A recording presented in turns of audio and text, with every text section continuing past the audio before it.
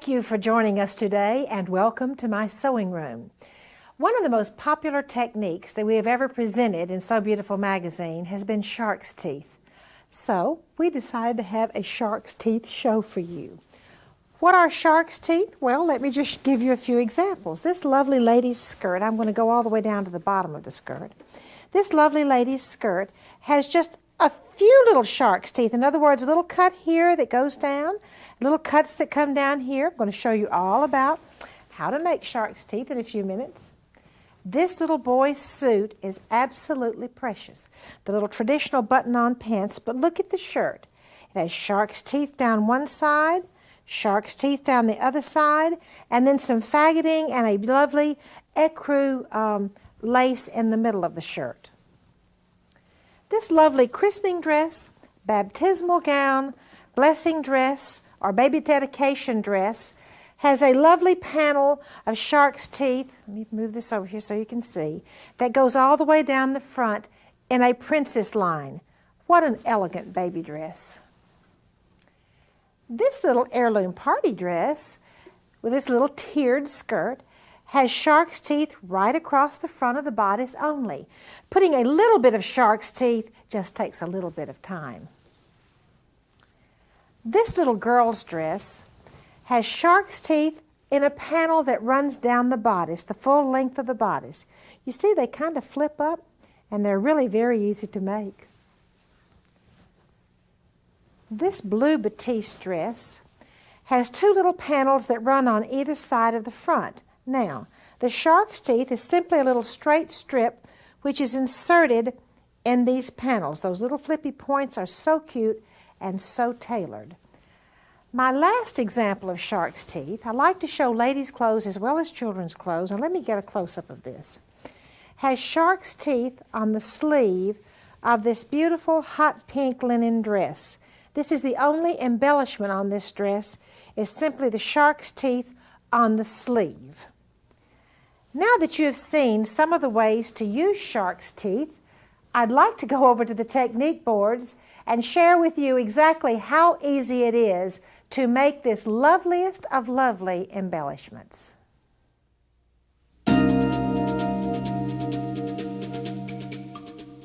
Please don't be afraid of making shark's teeth. I'm going to take you through every bit of how to do this step by step. Step number one is draw the template off. Here is the template, what it looks like. You can see this is the final template, and then let's go back over here. I didn't start at the very beginning. You'll have the stitching lines and the folding lines. Now, as I travel over to the actual piece of fabric, I have drawn on the stitching line and the fold line. So in other words, I will fold on the fold line as I have done, and then I will come in here and stitch the tuck on the stitching line, and then go to the next one, fold on the fold line, and come in here and stitch on the stitching line. In other words, I'm going to make some tucks.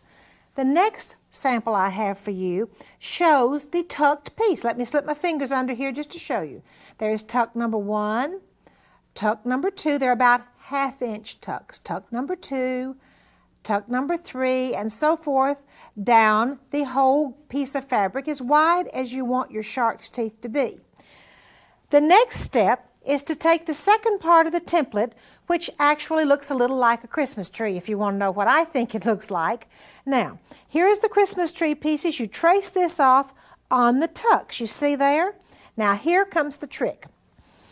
After I have traced the Christmas tree pieces on, I come in and cut up. You see how I've cut up everywhere those little Christmas tree lines were?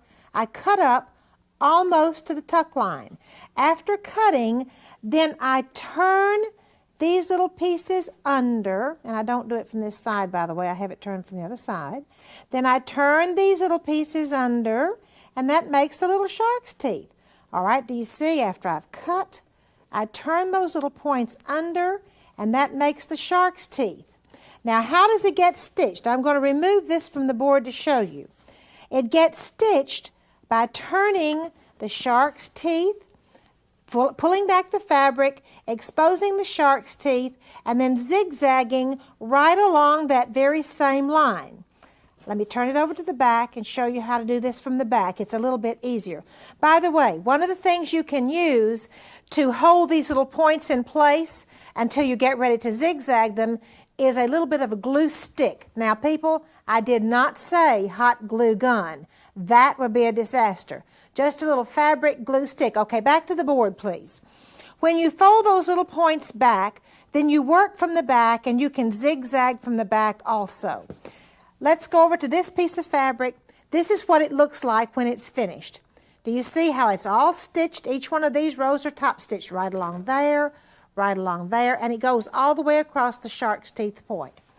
I have a quilt square for you that has shark's teeth on both sides, and it's very pretty. Come on over to the sewing machine with me.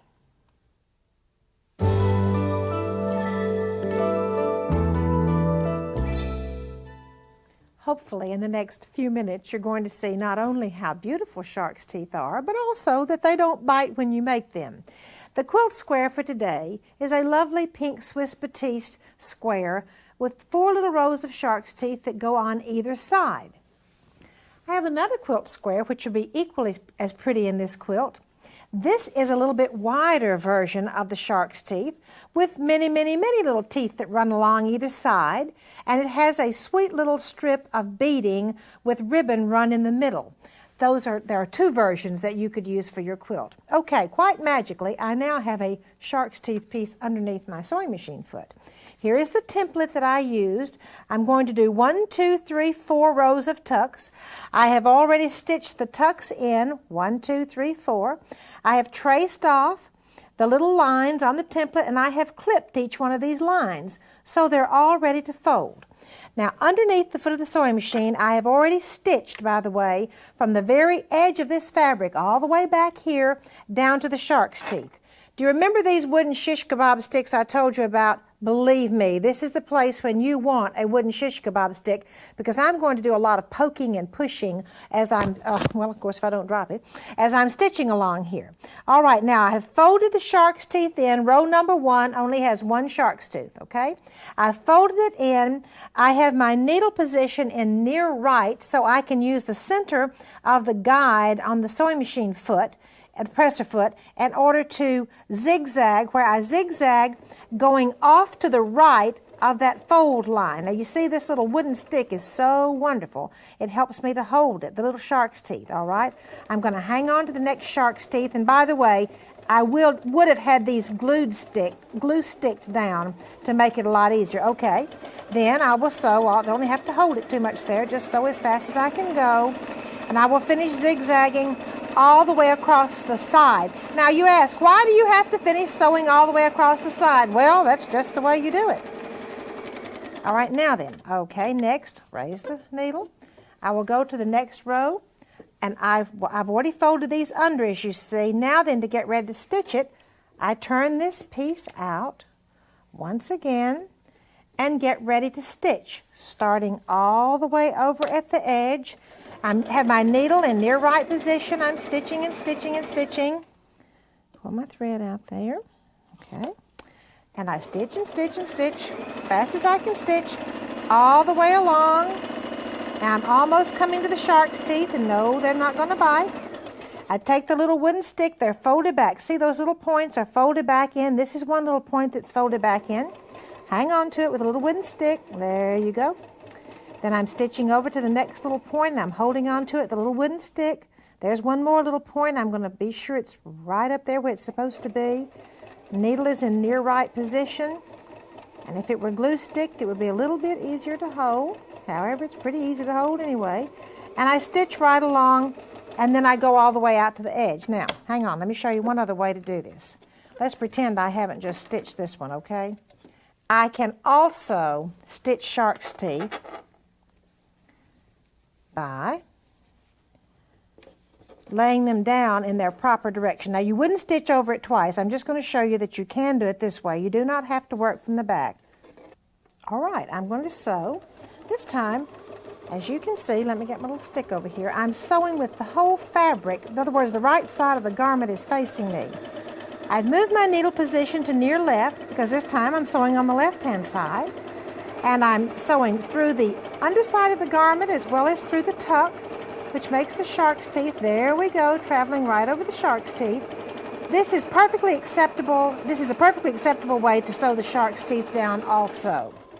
Now then, I'm going to travel over to the boards because I have something else to show you, another way to use shark's teeth. And I'd like to share with you that there are several different sizes of shark's teeth that are very acceptable and very lovely. Once again, let's refresh your memory. Here I have the fold lines. I fold them, make a tuck. Fold them, make a tuck. Fold them, make a tuck. Well, I guess I better show you what we're going to be working on actually, hadn't I? This sweet little drop-waisted dress that we're using throughout the whole series, the pattern is in your program guide. This is the shark's teeth section on the upper collar. This little dress has a sweet little plain under collar. And now I'll hang it right here for just a second. Let's come down to the skirt on this dress, and you will see a larger size of shark's teeth on the fancy band. These are bigger, fatter shark's teeth. We'll see how to make those also. The small shark's teeth is made just like I've just shared with you. You come along and you clip after putting the template on. You fold them back and you fold the little shark's teeth back and you stitch them. Then here's what the whole version looks like right here. This is the whole piece that goes on the collar. Now down here is the collar. I stitched that piece after putting a couple of pieces of Swiss insertion on to the bottom of the collar. Now, this is the undercollar. As you can see, it is a lined undercollar that the top shark's teeth collar will fit on. And over here, I have shown you the large shark's teeth that were on the bottom of the little dress. It's about an inch wide tuck. And that's what you do if you want to make bigger shark's teeth. You just make bigger tucks and put your points further apart. Even one of my dolls likes shark's teeth. She requested a shark's teeth dress, and I'd like to share that with you.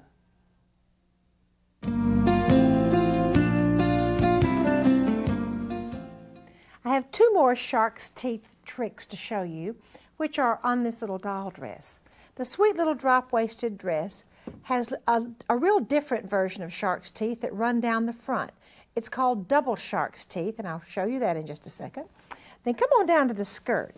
This sweet little skirt has just 3 rows of shark's teeth, and then there's a little Swiss trim that is right at the bottom. Okay, I promised you 2 more techniques on shark's teeth, 2 more tricks. Another way you can make your shark's teeth lay down flat. In other words, I'm laying it open here. Let me show you another trick. Do you remember the lace shaping where we use the fabric board? My finger, I think, is probably in your way there. All right, you fold this back. I'll use my little stick to try to keep my fingers out of the way. I fold it back and then take a pin. I'm working on a fabric board here.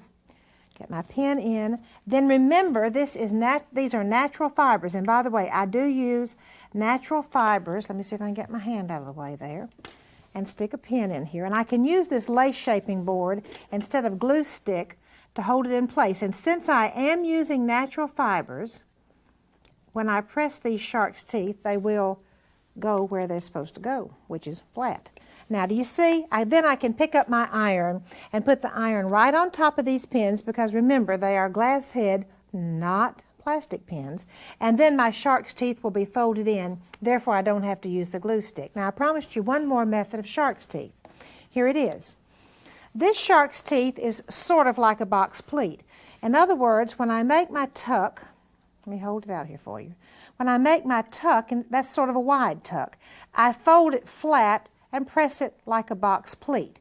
Press it all the way down. Then I make my little clips. Hang on a minute. I make my little clips along here. Very sharp scissors only go. You see there I'm clipping in for shark's teeth. Then I come in here and fold, turn it over, and fold those little clips back on either side. Now this is teensy tiny shark's teeth. Fold it back on either side and make my little shark's teeth on both sides. You see I folded them back there, and this stitch that runs down in the middle is kind of like a double crisscross. In other words, it goes Madeira applique that goes to the right and to the left, because then I Madeira applique stitch, except it really isn't Madeira applique, it's a double one, right down the middle, and it holds both sides of those shark's teeth at once. And that's kind of a neat trick if you want to make tiny, tiny shark's teeth. Next, I have a silk ribbon embroidery stitch to share with you. It is my pleasure to have as my guest today, Kathy Brower. Kathy is the embroidery editor of So Beautiful magazine, and welcome to the show, Kathy. Thank you, Martha. Kathy has some really exciting silk ribbon embroidery stitches for you today. I think she's going to talk about leaves. Yes, I am, and leaves are one of the most important stitches in silk ribbon embroidery. Of course, you can't have flowers without leaves. And I'd like to show you on this beautiful pillow we have all the different variations of silk ribbon leaves. Here we've got long, just straight stitches and beautiful leaves with floss around them. Here's a neat idea I'm going to show you today is how to use two different colors of floss to make a shaded leaf. And then I'm also going to show you how to do a hand-stitched leaf. To begin with, I've stitched a few already to show you where I have used two different colors of ribbon, a dark and a light green, to give you that shaded effect of the silk ribbon. Here I've used a very large 13 millimeter ribbon to show you how to make large leaves. This is actually a lazy daisy stitch. This is a Japanese ribbon stitch with a 7 millimeter, and this is a Japanese ribbon stitch with a dark stitch gone back over it. Okay, over here in the corner I've already threaded up two colors of thread. If you can see, one is dark and one is light. All you need to do is do a basic straight stitch. You can also use a Japanese ribbon stitch, but I think the straight stitch shows off the two colors better. It gives it a little twist, and it gives that leaf just a different variation, a little shading that makes it stand out more. All right, now I'm going to show you a beautiful, these stitches are great when you have large roses and you need something different. You have to stitch them by hand first and then apply them to the fabric. You leave a long tail, and that's important. The way I do it, I take these tails and I'll thread it up on a needle and I'll stick it through. I'll stick this tail through and this tail through, and then I'll turn it over and I'll tie it in a knot as I've done here, and that holds my leaf in. To do this, I'm going to use a large 13 millimeter ribbon, and I'm going to fold it on itself twice, both sides, like this, and cross it over. Do you see what I've done? I've just crossed that over. I'm going to turn it over on the back, and with a piece of thread or floss, when I have one little strand of floss here, I'm going to try to get my thumb out of the way so you can see that, I'm going to just stitch a little stitch across the back side of it, like this. Pull it through, wind it around a couple of times, pull my thread back through, and tie a knot. And this, when you're not doing it on television, should turn out right. Well, Kathy, thank you so much. You're I know welcome. the feeling. Yes. We have a really nice home decorating idea for you now.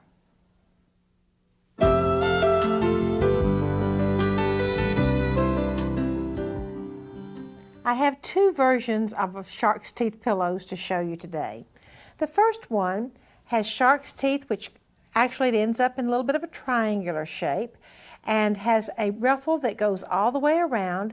The pillow, I think, is very interesting. As you can see, the tucks and the actual pillow case are of a white Swiss batiste, and there is a blue pillow underneath it, which lines and makes the blue peek through. The second shark's teeth pillow is a little ecru pillow, and it has a lavender pillow underneath the pillowcase. I think it's really sweet how this pillow just has ruffles on the end, no ruffles on each side. That to me is a very unusual pillow. Now, how are the shark's teeth made? One more time. Okay, after cutting the strips, fold back, press a pin right here, and you see I folded back the strips over on this side, and if I'm working on a fabric board, I can put more pins in and then take my iron and press right down on top of this, and then the shark's teeth will be folded in. To finish this little pillow, I have two ruffles, one ruffle for each end, and as you can see, on the ruffle there is a strip of entredos, which is trimmed on one side. Can you see how I trimmed the entredos away on one side only? And then this little Swiss fringe, and yes, they even make fringe in Switzerland, is butted up to the trimmed entredos and zigzagged on, making the little ruffle with the entredos and fringe edge. And then this goes on each end of the shark's teeth pillow. Next, I have a really nice craft idea for you.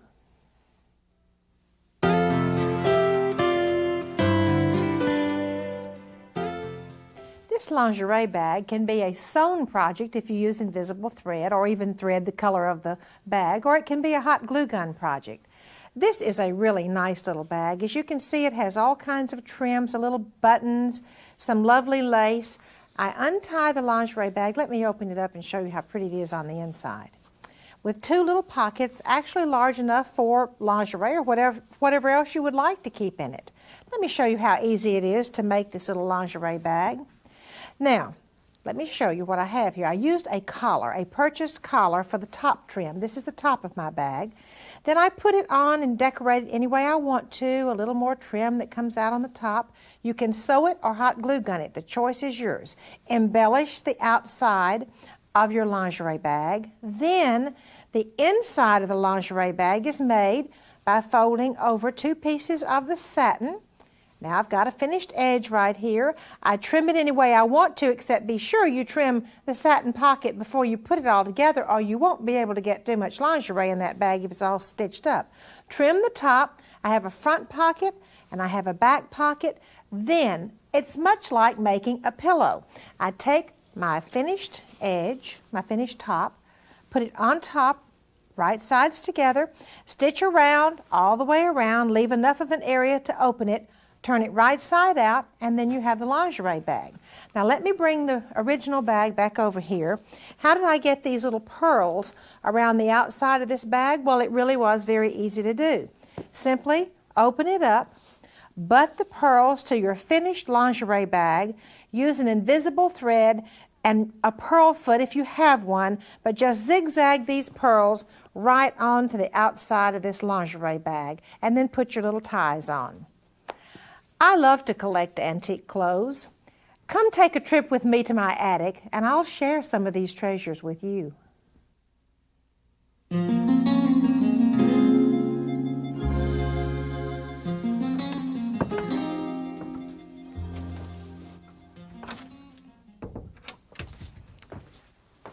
Today, I have absolutely my favorite antique garment in the whole world to share with you. My little shark's teeth petticoat that I bought in an antique store in Huntsville, and just simply fell in love with the technique. The little tucks come down on the first level, see the little shark's teeth in between, and then there's a little piece of Swiss insertion, and then another little level of tucks, another Swiss insertion, and then a Swiss edging on the bottom. A little girl's petticoat, probably for about a size 3. I have another ladies' dress that is quite a masterpiece also, and the reason I chose it for the Shark's Teeth show is because it has a little piece of embroidery which is kind of shaped like a shark's tooth. Isn't this pretty? This is simply stitched on. The laces and the faggoting come down in a V in the front. The laces, and by the way, this is a little bit of Irish crochet in here, comes down the side of the bodice. The skirt is very pretty also.